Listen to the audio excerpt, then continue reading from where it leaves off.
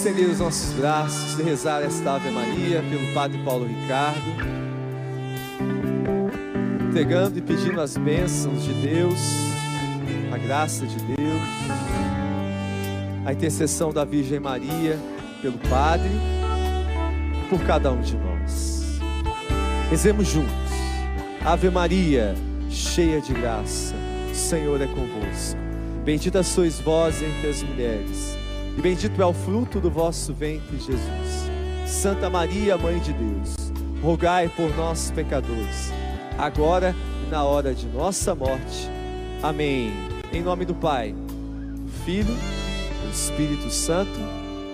Sentando, cantando mais uma vez. Jesus, a ti eu entrego a minha vida, Jesus. Tu tens o melhor para mim, Jesus. A ti eu entrego a minha vida, Jesus. Tu tens o melhor para mim.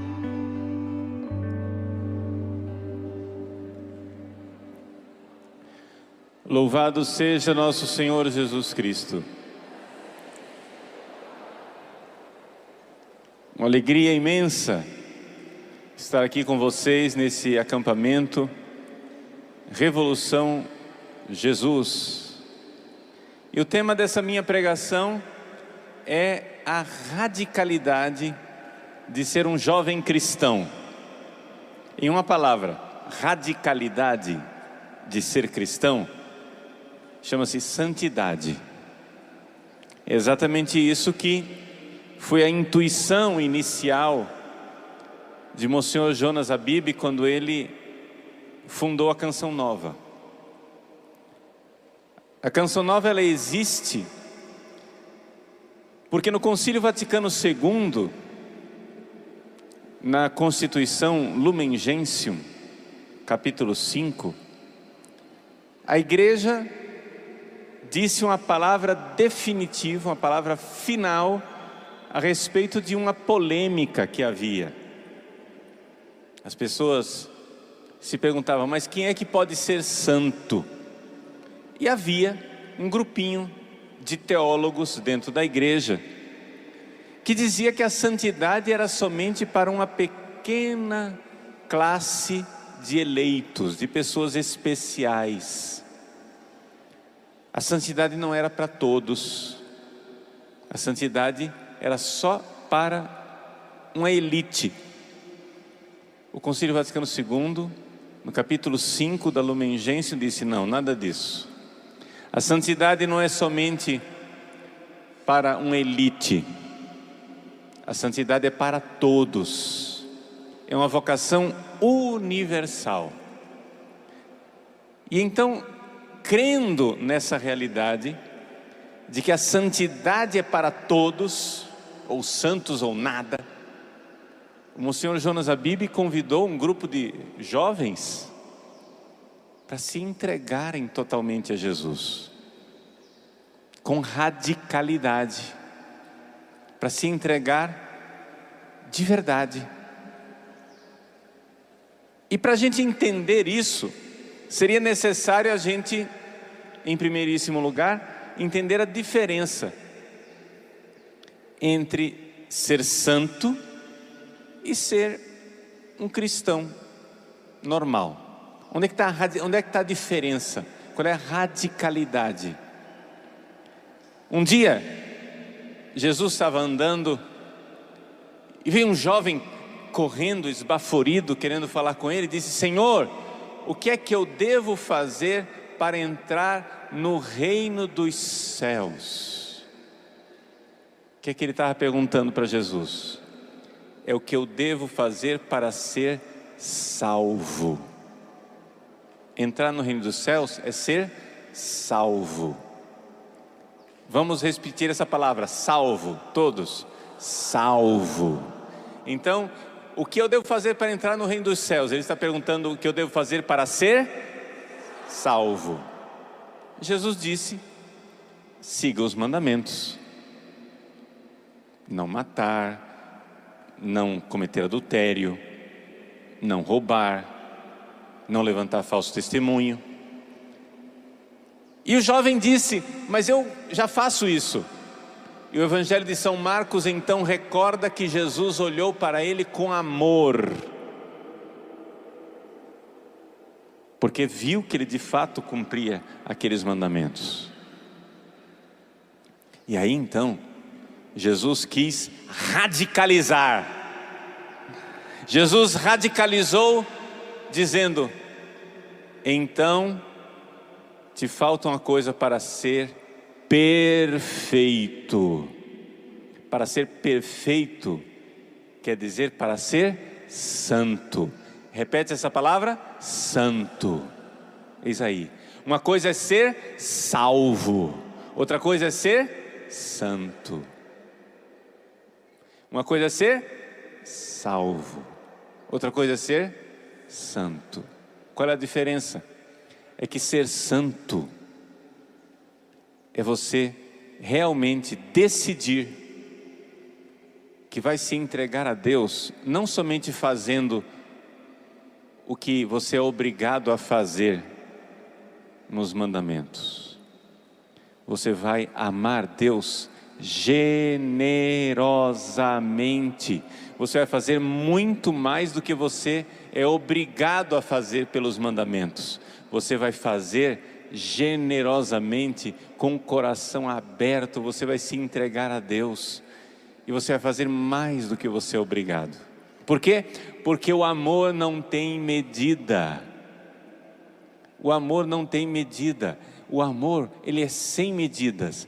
Ou seja, radicalizar quer dizer o seguinte: amar, e amar, e amar, e amar generosamente, e amar cada vez mais. Eu estou explicando isso porque a maior parte das pessoas, quando a gente fala de santidade, as pessoas acham que ser santo é seguir os mandamentos.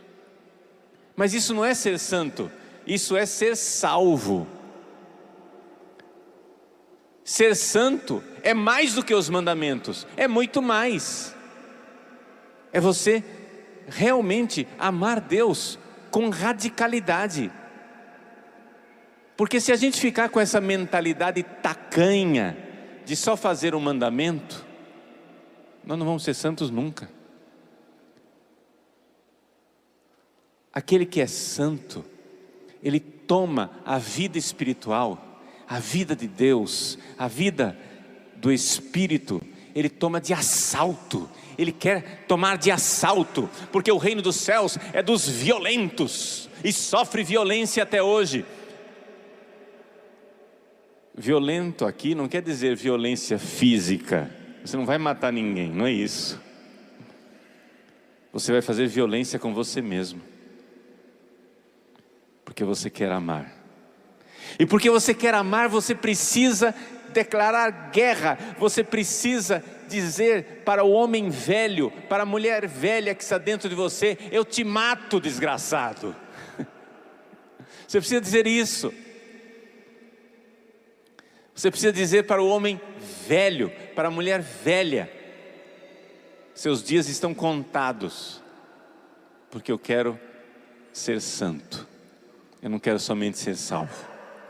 Para você entender melhor isso daqui, neste ano maravilhoso que Deus nos deu, tanto aqui no Brasil como em Portugal, tantas pessoas nos acompanham em Portugal, tanto o Brasil como Portugal vivem um ano mariano, especialíssimo. O ano de 2017 é um ano especialíssimo para Brasil e para Portugal, e eu ousaria dizer, por consequência, para o mundo, porque é um ano mariano, é o ano da Virgem Maria. Aqui no Brasil nós celebramos 300 anos do achamento, do encontro milagroso da imagem de Nossa Senhora Aparecida. E em Portugal, 100 anos da aparição de Nossa Senhora de Fátima. Aqui no Brasil, a imagem de Nossa Senhora Aparecida é uma imagem de Nossa Senhora da Conceição, a Imaculada. Imaculada. Embora o título de Aparecida seja de Nossa Senhora Aparecida, o título completo é Nossa Senhora da Conceição, da Imaculada Conceição Aparecida, porque é uma imagem da Imaculada Conceição. Em Fátima, embora o título oficial de Nossa Senhora em Fátima seja Nossa Senhora do Rosário de Fátima, Nossa Senhora em Fátima mostrou o seu coração imaculado e disse a Lúcia que queria propagar no mundo a devoção ao seu imaculado coração. Então, a Imaculada no Brasil e o coração imaculado em Fátima, isso une, isto integra as duas realidades, a Imaculada. E o que quer dizer a Imaculada? Quero dizer isso para vocês bem claramente, não é? Para você entender a grandeza desse ano mariano. E aí a gente fazer a ligação disso tudo com a santidade que você jovem precisa viver. Gente, o que é que tem de maravilhoso na Imaculada Conceição? É que Jesus é nosso Deus que se fez homem.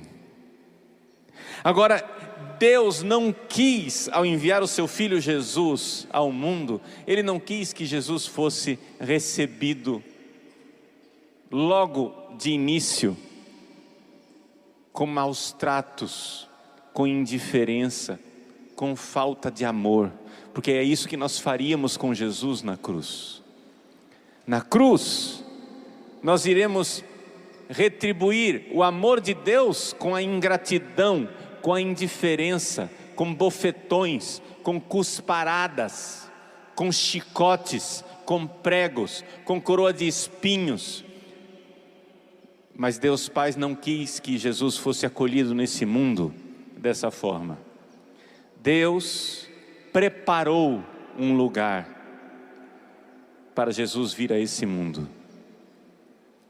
E já no Antigo Testamento, nós vemos aquelas páginas e páginas e páginas e páginas do Antigo Testamento que falam da preparação do templo. Vocês sabem que o Antigo Testamento é uma profecia que precisava ser realizada em Cristo. Todas as páginas do Antigo Testamento, tudo que você lê no Antigo Testamento, você tem que procurar em que é que esta revelação que está ali está falando do Cristo que virá. Pois bem, quando Deus, por páginas e páginas no livro do Êxodo, no livro do Levítico, não é? Tem aquelas prescrições a respeito do templo, porque a coluna tem que ser de um jeito, tem que ser de outro jeito, porque tem que fazer um santuário assim assado, porque a arca da aliança tem que ser preparada com tais materiais, e tem que ser ouro, tem que ser cedro, tem que ser prata, tem que ser isso, tem que ser aquilo. Páginas e páginas e páginas e páginas preparando o templo, preparando a arca da aliança. Quando foi que esta profecia se realizou? Se realizou em Maria. Maria é o templo de ouro, é a arca da aliança. Maria é a realização da profecia do templo de Deus, preparado com esmero, para que quando o Filho viesse nesse mundo, e viesse morar nesse mundo, encontrasse um lugar santo, encontrasse um lugar puro, encontrasse amor. E aqui que está a maravilha do Imaculado Coração de Maria.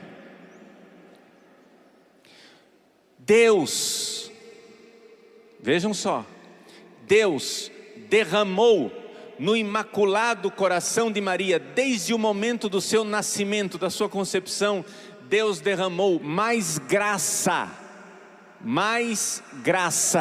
em Maria, do que em todos os santos e todos os anjos juntos.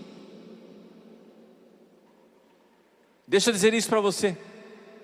A quantidade de graça, pera, você não sabe o que é graça. Vamos explicar o que é graça. Aqui no caso que nós estamos falando, A graça é uma capacidade sobrenatural que Deus dá de amar Deus.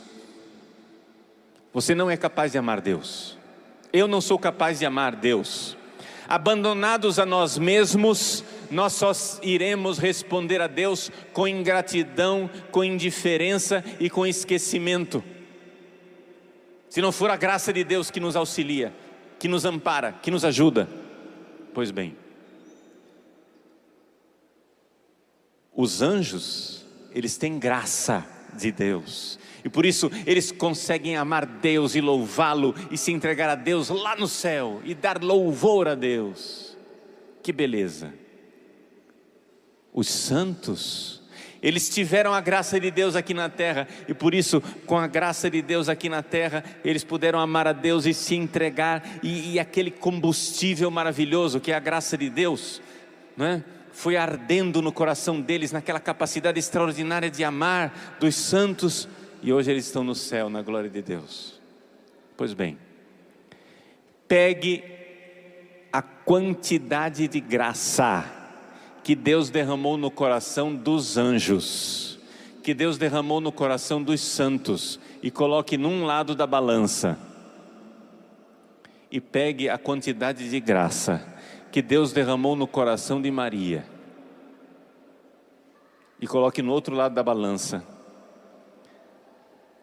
A graça de todos os anjos e todos os santos é poeira diante da graça extraordinária de Maria. Ela tinha uma capacidade incomparável de amar Deus, desde o início, já na sua Imaculada Conceição. Então é por isso que o anjo Gabriel, quando ele encontra Maria, ele faz uma coisa que nunca um anjo jamais fez em toda a Sagrada Escritura. Pode procurar na Bíblia, em todas as páginas da Bíblia, você nunca vai encontrar um anjo elogiando um ser humano. Quando o anjo Gabriel foi enviado àquela virgem na cidade de Nazaré, o anjo então se espantou com o que ele viu. Ele viu no coração de Maria mais amor por Deus, mais graça, mais amor por Deus do que todo o amor que ele tinha visto lá no céu, no coração de todos os anjos. E então ele elogiou Maria, coisa que nenhum anjo faz. Os anjos não elogiam os seres humanos. Todas as vezes que um anjo aparece para um ser humano, ele diz: não temas, não tenhas medo, é só isso que ele diz. Mas o anjo Gabriel olhou para Maria e disse: Ave, cheia de graça, Chaire que charitomene. Que charitomene quer dizer a transbordante de graça. Não tem mais possibilidade de Deus derramar graça numa criatura. Tudo que Deus podia dar, tudo que Deus podia derramar de graças, não é? Num coração, Ele derramou no coração de Maria. Como diz São Luís Maria Grignon de Montfort, Deus juntou todas as águas e fez o oceano. Deus juntou todas as graças e fez Maria.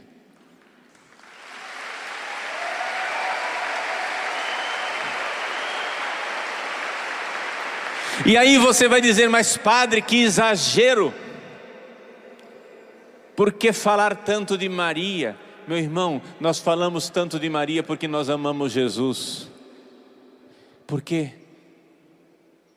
eu quero amar Jesus, mas eu olho para dentro do meu coração e vejo espinhos, vejo pedreira, vejo indiferença, vejo egoísmo e vejo que eu não consigo dar a Jesus o amor que Jesus merece.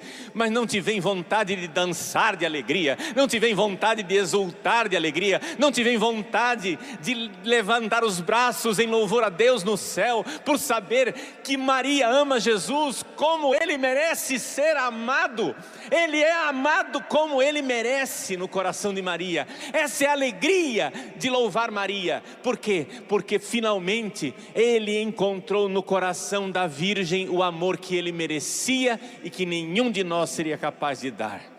Nós amamos Maria porque amamos muitíssimo mais Jesus. Nós amamos Maria porque nos vem exultação de alegria de saber que Ele foi amado, que Ele foi recebido neste mundo, num coração que o amou e o amou radicalmente. Esta é a Mãe Santíssima, a Virgem Maria. Que alegria, que alegria!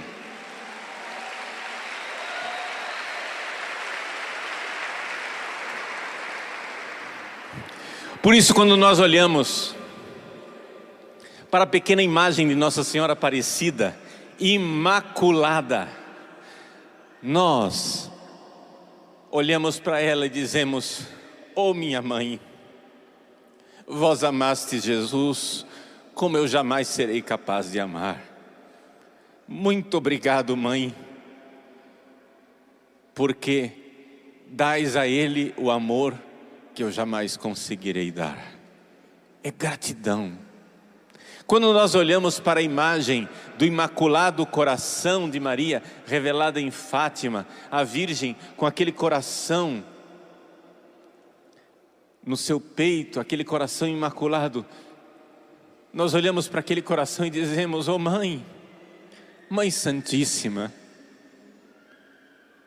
que graça de Deus, que felicidade saber que o vosso Filho Jesus é amado, enquanto nós, indiferentes, filhos ingratos e esquecidos, não o amamos. E é aí que vem a vocação para a santidade. A vocação para a santidade vem desta vontade de dar a Jesus todo o amor que Ele merece receber. A santidade não é moralismo. A radicalidade de ser jovem cristão, ou seja, de ser santo, não é um moralismo esmagador.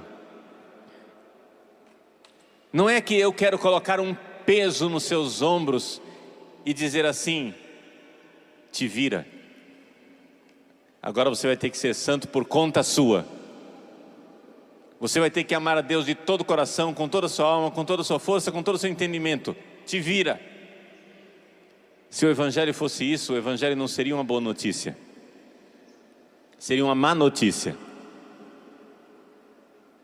Sim, o Evangelho seria uma má notícia, porque estaria colocando em nossos ombros um peso esmagador, um compromisso de amar Deus, quando eu olho para dentro de mim e vejo que eu não sou capaz. Então qual é o Evangelho? O Evangelho é o seguinte: vou dar a você a boa notícia. É verdade, você é radicalmente incapaz de amar Deus. No mais profundo do seu ser, você não tem esta capacidade. Mas Deus, com a graça do batismo, Deus, com a graça da confissão, Deus, com a graça da comunhão, Deus transforma esta sua incapacidade, esse seu coração paralítico, incapaz de amar Deus, recebe graça, recebe capacidade de amar. E é por isso que nós precisamos crescer na graça. Nós precisamos crescer de graça em graça. Esse é o caminho do radical cristão. Esse é o caminho da radicalidade do jovem cristão. Crescer de graça em graça, porque nós temos pouco tempo para amar Jesus. Essa vida é breve, essa vida passa rápido. Deixa eu dizer para você, esta vida passa muito, muito, muito rápido. E nós não temos tempo. O tempo urge. Isso é uma das intuições, não é, cristãs mais fantásticas, que sempre foi um carro-chefe da pregação de Monsenhor Jonas Abib. A urgência. O tempo se abreviou. O tempo se abreviou, não tem mais tempo. Gente, eu, este ano, vou completar 50 anos de idade. Vou completar 25 anos de sacerdócio. Mas parece que foi ontem que eu, com 11 anos de idade, ajudei a minha primeira missa como coroinha. Parece que foi ontem que eu, com 8 anos de idade, recebi a minha primeira comunhão. Parece que foi ontem. Isso parece papo de velho, eu sei. Eu sei, mas não espere ser velho para constatar que é isso mesmo, passa muito rápido. Para você que é jovem, daqui a 10 anos para você é longe. Para nós que já vivemos uma boa parte da nossa vida, que já passamos da metade da vida, 10 anos, e a gente olha e diz assim, nossa, já são 10 anos. Eu olho para trás e vejo 25 anos de sacerdócio, e foi ontem. Foi ontem, para mim. Psicologicamente falando, eu não me sinto um padre com 25 anos de sacerdócio. Quando eu era um padre jovem, eu olhava um padre com 25 anos de sacerdócio e dizia, nossa, que homem experiente, que homem santo. Agora eu estou com 25 anos de padre, eu olho para mim e digo, é isso aqui?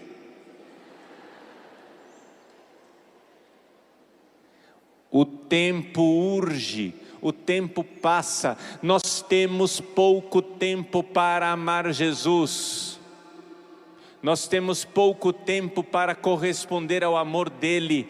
Cada momento, aproveite o tempo, não deixe passar um momento sem amar, sem pedir mais graça, sem pedir a graça de Deus para amá-lo e amá-lo mais e amar cada vez mais. Este é o radicalismo cristão. E é este o caminho da santidade. O caminho da santidade é o caminho da graça. Nós não somos capazes de amar Deus, mas Deus nos dá a graça. Deus olha a nossa miséria, Deus olha a nossa indigência, e então Ele se inclina de lá do alto dos céus e vem trazer a nós a graça. Nós lemos no prólogo de São João. No prólogo de São João está escrito que a palavra, o verbo, Jesus, Deus que se fez homem, segunda pessoa da Santíssima Trindade, Ele é a luz que ilumina todo homem.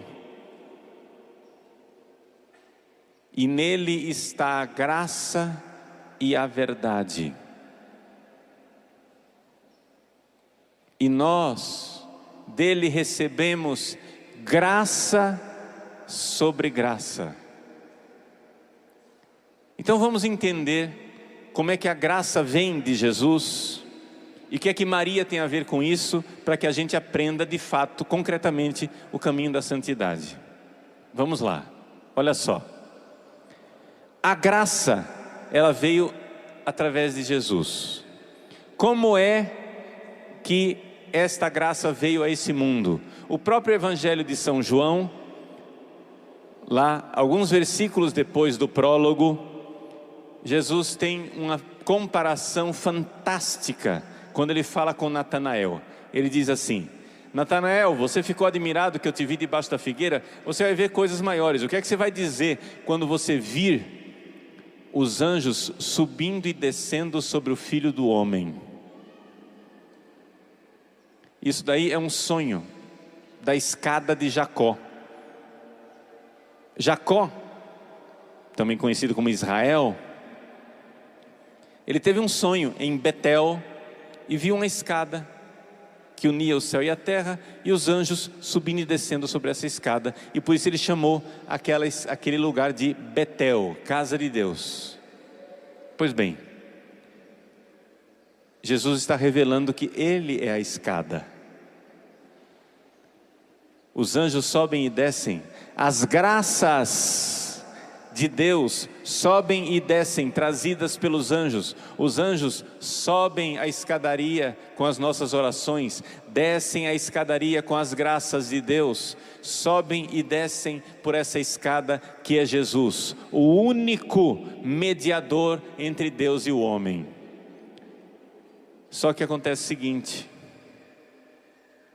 quando Deus começou a construir essa escada entre o céu e a terra, que é a encarnação do Verbo, a encarnação do Filho, quando a escada saiu de lá do céu e começou a descer, quando a escada estava para entrar neste mundo, Deus bateu numa porta e pediu licença para entrar por essa porta. O nome da porta é Maria. Deus poderia ter vindo a esse mundo sem pedir licença, mas Ele não quis. Deus veio a esse mundo e pediu licença para entrar, porque Deus não entra na sua vida se você não der licença a Ele, assim como a salvação não entrou nesse mundo sem que Maria dissesse o seu sim. Meus queridos, aqui está a maravilha.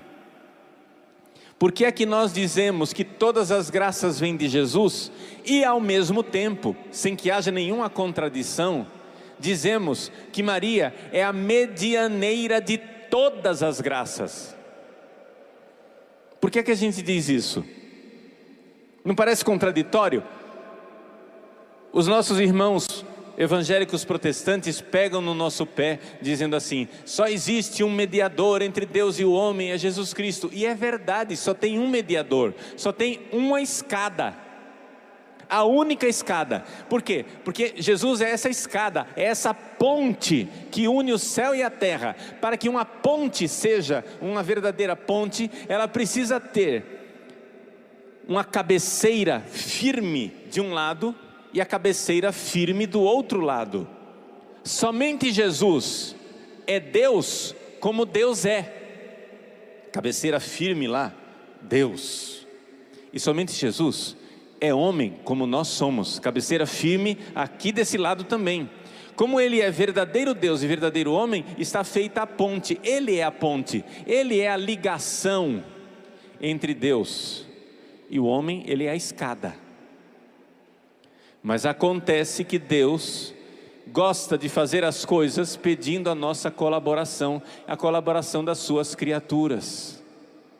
Então, todas as graças que nós recebemos vêm de Jesus, que é a escada, passam por Maria, que é a porta, e são trazidas pelos anjos que sobem e descem pela escada. Estas três realidades estão sempre juntas em tudo. Você pode nem se lembrar de Nossa Senhora, você pode nem se lembrar dos anjos, e o que seria terrível, você pode nem se lembrar de Jesus, mas se você recebeu uma graça, a graça veio por nosso Senhor Jesus Cristo. É através dele, a escada. Entrou neste mundo pela porta que é Maria e foi trazida pelos anjos. Essas três realidades estão sempre lá: Jesus, Maria e os anjos. Sempre, absolutamente sempre. Todas as graças. Até mesmo as graças dos sacramentos. Até mesmo quando você vai se confessar, a graça que você recebe na confissão vem através de Jesus, que com a sua mão chagada de ressuscitado, absolve você e lava os seus pecados no seu sangue. Mas a Virgem Maria e os anjos têm um papel na graça do sacramento também. Eles estão lá, sempre, sempre. Estou dizendo isso para você entender como nós católicos, nós não precisamos excluir a ação das criaturas. É Deus quem tudo faz, mas Ele faz através da ação das criaturas. E por que é que eu estou dizendo isso?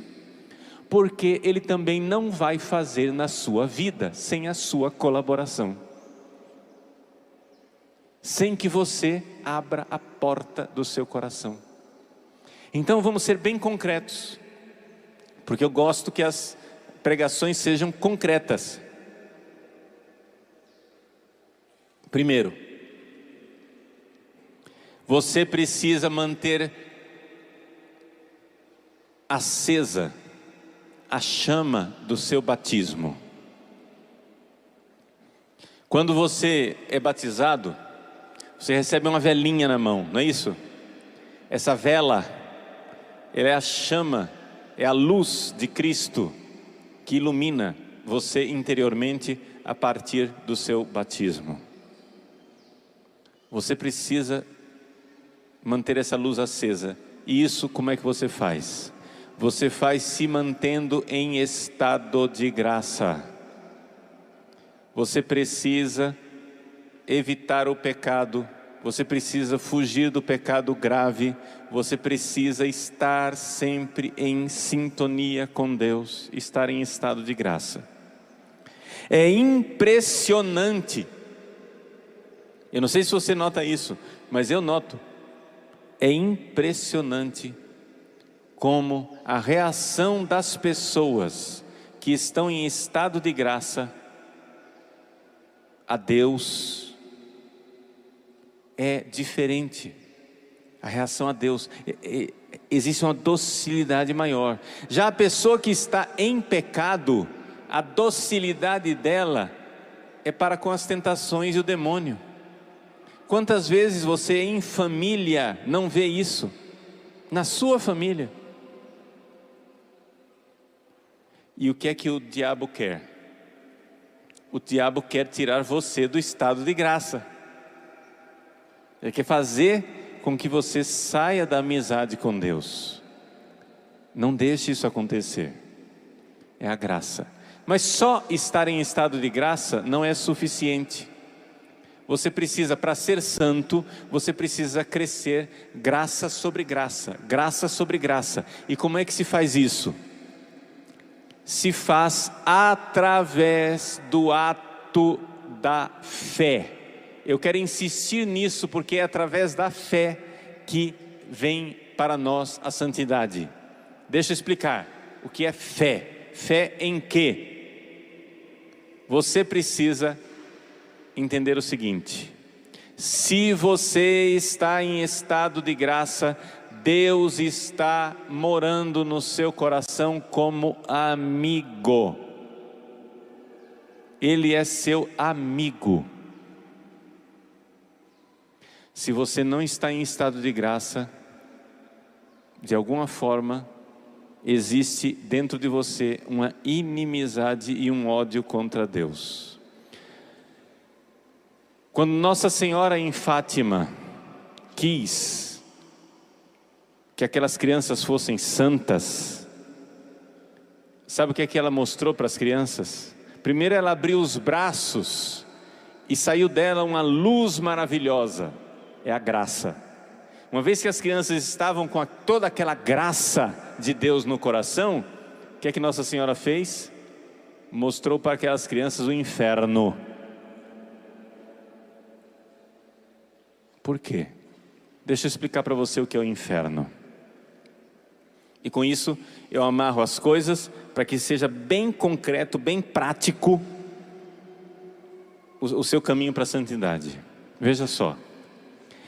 Em você, na sua alma, existe uma sede infinita de Deus. Você não enxerga isso, não do jeito que poderia enxergar. Por quê? Porque você ainda está nesse mundo, você ainda está unido ao seu corpo e você não enxerga a sua alma como ela é. Isso você só vai enxergar no céu.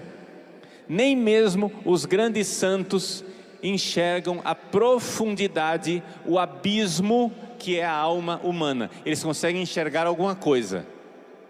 É por isso que os santos têm sede de Deus. É por isso que os santos querem morrer para estar com Cristo, querem ir para o céu, querem estar com o Cristo, porque eles têm sede de Deus. Então veja só, na sua alma existe uma sede que não pode ser saciada por nenhuma água. É uma sede terrível, é uma sede lancinante, é uma sede torturante de Deus. Quando você peca, você está tentando matar essa sede com a água errada, porque somente Deus é capaz de saciar essa sede. Quando você peca, você está procurando Deus no lugar errado. Mas quando a pessoa morre, veja só agora, quando você morre e o corpo se separa da alma, você vai ser capaz de ver a sua alma com toda a profundidade dela. Isso quer dizer o seguinte, que você vai ver na sua alma toda a sede de Deus. Se você é santo e está pronto para o céu, essa sede de Deus vai ser saciada imediatamente e você será feliz, de uma felicidade que você não seria capaz de imaginar. A felicidade do céu vai ser surpreendente. O céu é infinitamente melhor do que você pode imaginar. Só que nós não somos santos. E se você então morre em estado de graça, na amizade com Deus, mas ainda não é santo, o que acontece? Seu corpo se separa da sua alma, você vê a sede tremenda que você tem de Deus, mas você ainda não pode ver Deus. E você sofre com essa sede, e o nome dessa sede e desse sofrimento é purgatório. O que é o purgatório? O purgatório é saber que eu estou salvo, mas eu não sou santo. E portanto eu ainda não posso ir para Deus, porque eu não amo Deus de todo o coração, de toda a alma, de todo o entendimento, com todas as minhas forças. Então se eu não amo Deus de todo o coração, toda a alma, todo o entendimento e toda a força, eu ainda não estou pronto para o céu, eu preciso ser purificado. E o que purifica é que Deus pisa no freio. A sua alma se separou do seu corpo, mas você ainda não pode ver Deus. E esse adiamento, essa demora, este retardo de não ver Deus é uma dor, é um sofrimento que vai purgando, que vai purificando essa alma e prepara essa alma para ir para Deus. É o purgatório. Mas aí, eu falei que ia falar do inferno, né? O que é o inferno? Quando uma pessoa morre em pecado mortal, a alma desta pessoa está na inimizade com Deus. Veja só, assim como você, que é amigo de Deus, não enxerga a sede que você tem de Deus, o pecador não enxerga o ódio que ele tem de Deus. Mas ele tem um ódio dentro dele. É que nós não enxergamos a profundidade da nossa alma, mas toda pessoa em pecado mortal, pode ser que você agora esteja em pecado mortal, pois bem, você não está vendo isso, mas existe dentro de você um profundo ódio de Deus. Deus é seu inimigo, não porque Deus queira ser seu inimigo, Deus quer ser seu amigo, mas você em pecado mortal carrega dentro de você esse profundo ódio contra Deus. Quando a sua alma se separa do seu corpo, você vê a sua alma. E o que é que você vê na sua alma? Duas coisas contraditórias: uma profunda sede de Deus e um profundo ódio por aquele que pode matar essa sede. Isso chama-se inferno. O inferno é quando você odeia profundamente aquele que poderia ser a fonte da sua felicidade. Nossa Senhora em Fátima quis mostrar às 3 criancinhas milhões de pessoas que morriam nessa situação. E as crianças foram tomadas por uma urgência de salvar almas. Uma urgência de fazer com que as almas não precipitassem no inferno. Uma urgência onde elas ofereciam seus pequenos sacrifícios, seus terços, seus rosários, seus jejuns, para salvar as almas, para salvar as almas. A Jacinta foi um exemplo heróico desta realidade. A graça que Nossa Senhora derramou no coração da Jacinta foi uma graça tão intensa que Jacinta desejava e desejava de todo o coração salvar os pecadores. Quando ela ficou doente, que contraiu a doença com a qual ela iria morrer, Nossa Senhora apareceu para ela de novo e disse assim: Jacinta, você já está pronta para ir para o céu, mas eu tenho uma proposta para lhe fazer. Você ofereceu todos esses seus sacrifícios, suas dores, sua doença, seus terços, pela salvação dos pobres pecadores. Mas eu quero propor a você que você fique um pouco mais e sofra um pouco mais para salvar mais pecadores. E a Jacinta, como uma santa, heróica, uma criança santa, disse: eu aceito.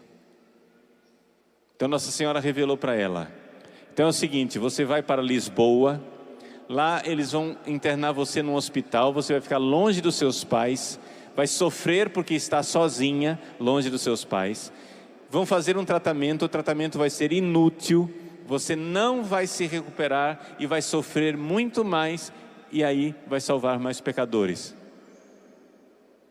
Aceita? Aceito. E ela foi. As irmãs do hospital em Lisboa disseram que nunca viram uma criança tão resignada, uma criança tão com o coração em paz diante do sofrimento terrível pelo qual ela estava passando, sozinha, longe dos seus pais. A um certo ponto, Jacinta então disse: acho que Nossa Senhora já virá me buscar. Por quê? Porque eu sofri muito e devem ter sido salvos muitos pecadores. Meu irmão, se nós amamos Deus, nós precisamos estar dispostos a amá-lo e dar de presente a Ele quantas almas nós pudermos levar para o céu. nós precisamos ser tomados por essa urgência de amar Deus e de levar as almas para o céu. Então eu disse para você que eu ia ser prático, e agora acrescento mais uma parte da prática. Você faz de tudo para manter o estado de graça, se mantenha fora do pecado mortal. E você então agora vai ter que crescer na graça, porque é somente crescendo de graça em graça que você vai ser um homem apostólico, uma mulher apostólica, para levar as pessoas para Deus. Isso também faz parte da intuição inicial de Monsenhor Jonas Abib quando fundou a Canção Nova: salvar as almas. O projeto Dai-me Almas, o que é? Dai-me Almas quer dizer o seguinte: as almas estão se precipitando no fogo do inferno, e existe uma urgência.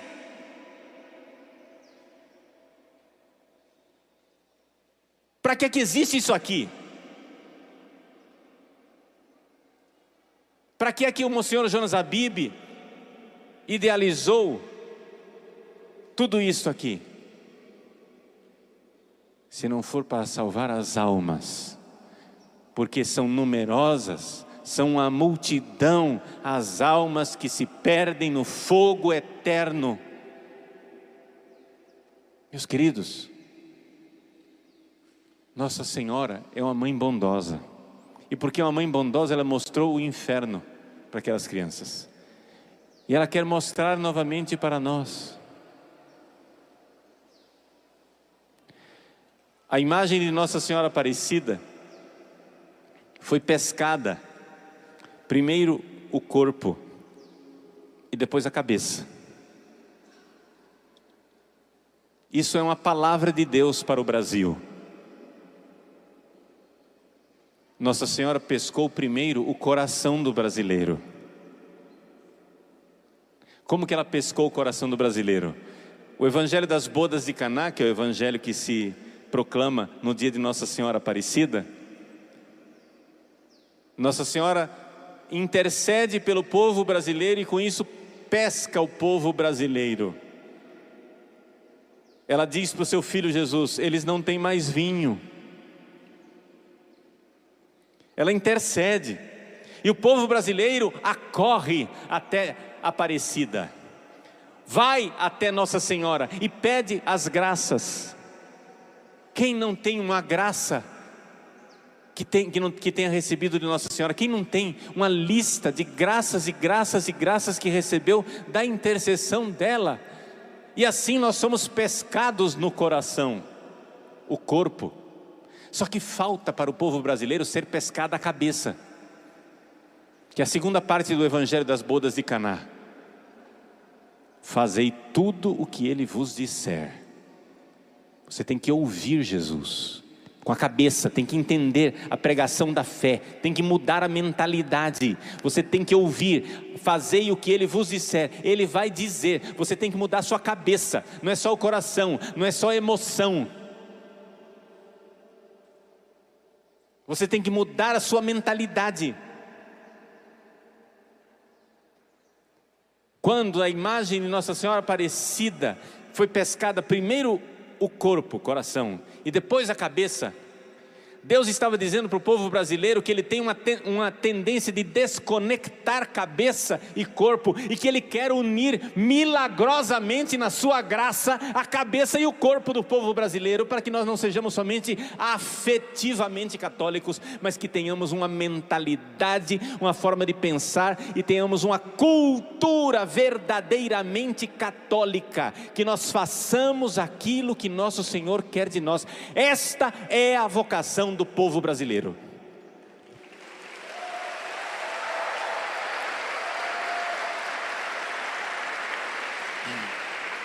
Então, primeiro passo, repito, eu estou insistindo, mas é que você tem que entender isso.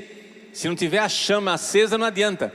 Estado de graça. Se você não está em estado de graça, vá se confessar vagabundo. E aí você vai crescer de graça em graça, Comungar, mas comungar com fé. Comungar com fé quer dizer o seguinte: é Jesus quem está tocando o seu estômago fisicamente, e dele brota a graça de amar, a capacidade de amar. Você receba Jesus na comunhão e diga: Jesus, você está me amando, mas eu não te amo, Jesus, porque eu não sou capaz. Me dá a graça de te amar, eu quero te amar, Jesus. Aumenta, comungue com fé. E quando você comungar com fé, você precisa agora, cada vez mais, ir crescendo de graça em graça e levar as pessoas para essa amizade com Deus. Levar essas pessoas para a amizade com Deus. Por quê? Porque essa é a vontade de Deus, é isso que Nossa Senhora quer. Ou seja, assim como Nossa Senhora é um coração imaculado que ama Deus radicalmente, você precisa ser um coração que ama Deus radicalmente. E para você amar Deus radicalmente, você precisa também levar os irmãos a amar Deus radicalmente. Você precisa ser um apóstolo, você precisa ser um evangelizador, você precisa fazer. Não é cristão quem não evangeliza. Se você é cristão sozinho numa bolha, você não é cristão. Você precisa contagiar. Nós precisamos sair daqui, esses jovens Revolução Jesus, nós precisamos sair daqui para evangelizar, para levar as pessoas para o conhecimento da graça de Deus. Seja criativo, faça as coisas. A Canção Nova tem um arsenal de meios e de métodos para você evangelizar. Se você não sabe pregar, mas você sabe comprar uma palestra e dar uma palestra de presente. Você não sabe pregar, mas você sabe convidar a pessoa: olha, vamos rezar o terço. Está passando o terço na rádio Canção Nova, está o terço lá na televisão. Olha, não tem missa na nossa cidade hoje, mas vamos nos reunir para assistir a missa juntos. Tantas possibilidades você tem, através da internet, através do aplicativo Canção Nova. Você pode evangelizar, você tem que fazer isso, porque somente se você levar os outros para a graça de Deus é que você vai estar crescendo de graça em graça, de graça em graça, de graça em graça, e aí você vai chegar à santidade com a graça de Deus. Nós precisamos amar Jesus e amar cada vez mais. Que alegria saber que a Virgem Maria amou Jesus como Ele merece ser amado. Mas que desafio saber que nós precisamos amar Jesus como Ele merece ser amado e ser santos, verdadeiramente santos. Tem uma urgência, o tempo urge, é pouco tempo. Nós precisamos ser santos, santos, santos. Por quê? Porque verdadeiramente Deus é santo e quer o nosso amor. Que Deus nos abençoe e a Virgem Maria esteja ao nosso lado nesse caminho da santidade, nesse caminho do céu. No céu nós iremos ver o que foi esse acampamento. No céu nós vamos ver as graças que Deus fez brotar no coração de cada um de vocês. Que Deus nos abençoe.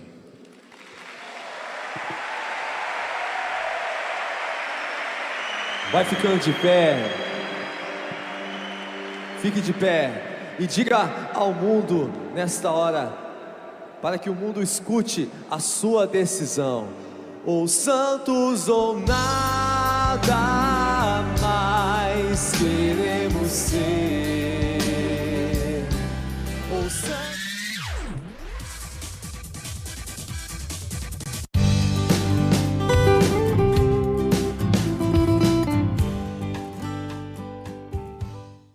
Venha participar da celebração da missa dedicada à sua família. Cada semana rezaremos por uma intenção diferente, para que as graças de Deus possam alcançar todos em sua casa. Rezaremos pelo matrimônio, pelo relacionamento de marido e mulher, pelo relacionamento de pais com filhos e pelas necessidades de todos os familiares. A missa pelas famílias acontece todas as segundas-feiras, às 15h, no Santuário do Pai das Misericórdias. Participe!